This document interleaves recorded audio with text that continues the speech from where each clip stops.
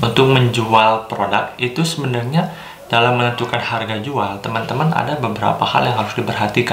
Cuma sekedar menghitung untung 150.000, 100.000 seperti itu. Jadi nggak ada sebuah perhitungan yang nyata banget bagaimana sih cara menentukan harga jual yang ideal seperti itu.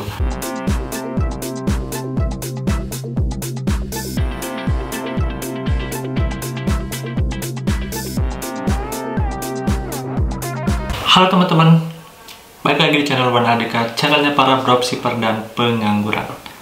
Kali ini saya akan membahas sebuah pertanyaan yang masuk ya di channel saya mengenai gimana cara menentukan harga jual produk di Facebook Ads seperti itu. Kebanyakan kita sebagai advertiser itu ngejual produk ke customer melalui Facebook Ads, itu penentuan harga jualnya itu ya ambil untung 70.000, ambil untung 50.000, ambil untung 100.000, 120.000, 150.000. Jadi cuma sekedar menghitung untung 150.000, 100.000 seperti itu. Jadi nggak ada sebuah perhitungan yang nyata banget bagaimana sih cara menentukan harga jual yang ideal seperti itu. Nah, untuk kasus ini sendiri, untuk menjual produk itu sebenarnya dalam menentukan harga jual, teman-teman ada beberapa hal yang harus diperhatikan sebenarnya. Jadi nggak boleh sekedar yang ngambil untung 70.000, ngambil untung bahkan ada yang dilihat ngambil untung 30.000 seperti itu. Jadi sebenarnya ada banyak hal yang harus diperhatikan ya. Nah, apa saja sih komponen-komponen yang kita harus perhitungkan ketika menentukan harga jual seperti itu. Ini kasusnya adalah di saya pribadi ya, di saya pribadi. Dalam menentukan harga jual ya, harga jual, beberapa komponen yang saya masukkan ke dalam harga jual itu yang pertama itu adalah gaji CS ya. Gaji CS itu masuk ke harga jual, artinya harga jual itu adalah keuntungan yang akan kita ambil berapa seperti itu. Oke, anggaplah teman-teman gaji CS-nya pakai gaji pokok, lalu ada sistem komisi mungkin berapa ribu per closing seperti itu. Nah, teman-teman itu harus masukkan ke dalam harga jual nantinya seperti itu. Kenapa? Itu artinya adalah ketika ada pembelian itu sudah tercover semua, gaji karyawan itu sudah tercover. Anggaplah teman-teman mungkin cara menghitungnya gaji pokok mungkin ya 800.000 atau 1 juta ya, 1,5 juta, tergantung teman-teman bagaimana mau cara sistem penggajiannya seperti itu. Mungkin teman-teman akhirnya diakumulasi ternyata ketemu CS itu bisa disiapkan 5.000, bisa anggaplah 5.000 sampai 7.000 per satu produk, satu penjualan seperti itu. Oke, 5.000. Lalu yang kedua adalah ini untuk teman-teman yang nyetok, teman-teman harus masukkan biaya packing ke dalam harga penjualan teman-teman seperti itu. Misalnya nih beli bahan packing ya, kardus, habis itu apalagi kardus, habis itu plastik, bubble wrap, habis itu lakban seperti itu ya. Nah, teman-teman harus masukkan itu. Kalau dihitung-hitung misalnya nih satu tergantung paket ya, tergantung paket yang teman-teman jual. Kalau yang teman-teman jual boxnya besar itu akan lebih banyak tentu menghabiskan biayanya. Kalau saya pribadi kan yang kebanyakan boxnya adalah kecil dan pakai kardus-kardus bekas juga nggak apa-apa seperti itu. Jadi akan saya masukkan biaya packing misalnya 3.000. Jadi sudah 8.000 biaya yang akan kita keluarkan nanti seperti itu. Lalu habis itu adalah gaji admin. Gaji admin saya masukkan di harga jual atau up harga seperti itu.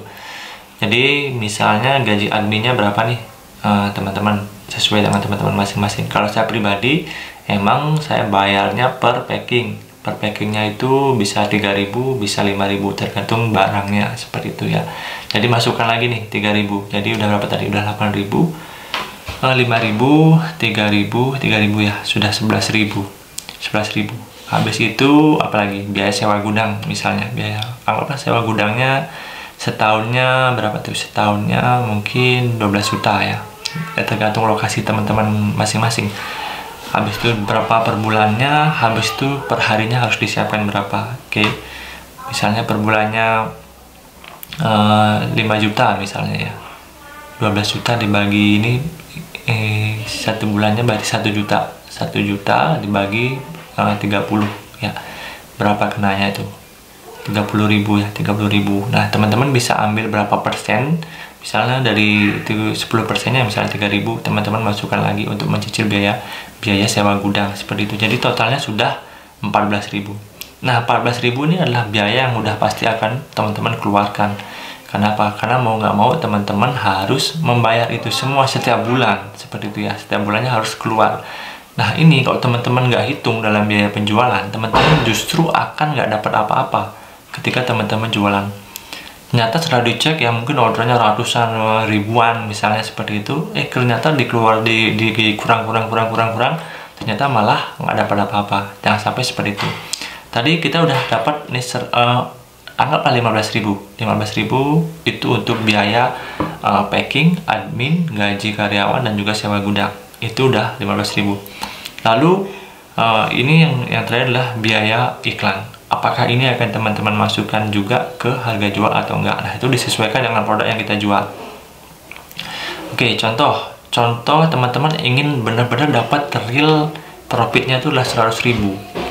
Nah, dari pengalaman rata-rata teman-teman dapat biaya cost per purchase. Biaya per purchase-nya adalah 30.000 misalnya. Jadi udah jelas teman-teman masukkan lagi nih 30.000 ke biaya pengeluaran, itu sebagai biaya iklan. Oke, jadi totalnya adalah 30 biaya iklan tambah 15.000 biaya gudang dan lain-lain. Jadi totalnya adalah 45. Jadi teman-teman harus up harganya itu adalah 145.000, dimana itu 100.000 benar-benar real buat teman-teman keuntungannya seperti itu. Oke, katakanlah teman-teman dapat produk dari suppliernya harganya 60.000.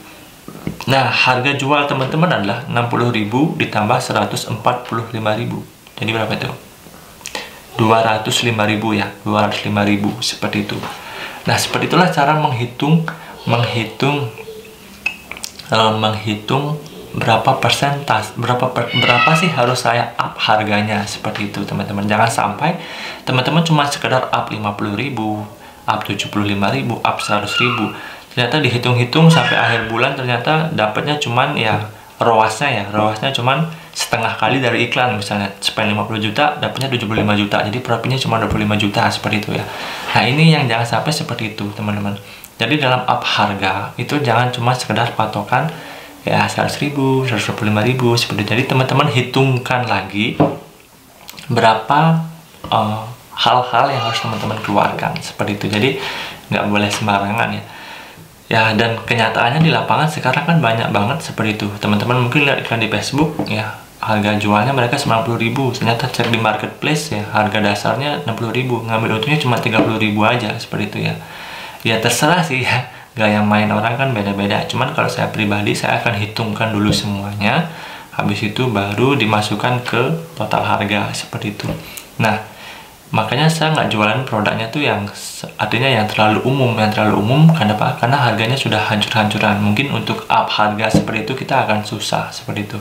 Makanya kita harus benar-benar riset produknya lebih mendalam. Karena ada pernyataan kan kalau ketika produknya unik dan bagus, itu marketing jadi hal yang nomor sekian seperti itu ya. Jadi marketingnya nggak perlu susah-susah. Tapi kalau teman-teman jualnya produk yang umum, ya marketingnya akan jadi susah seperti itu ya, karena sudah terlalu banyak pemain di sana seperti itu. Oke, jadi itulah cara saya menentukan berapa sih harga yang pas untuk produk yang saya jual sebelum saya iklankan di Facebook seperti itu. Mudah-mudahan videonya yang bermanfaat. Sampai ketemu di video-video saya selanjutnya.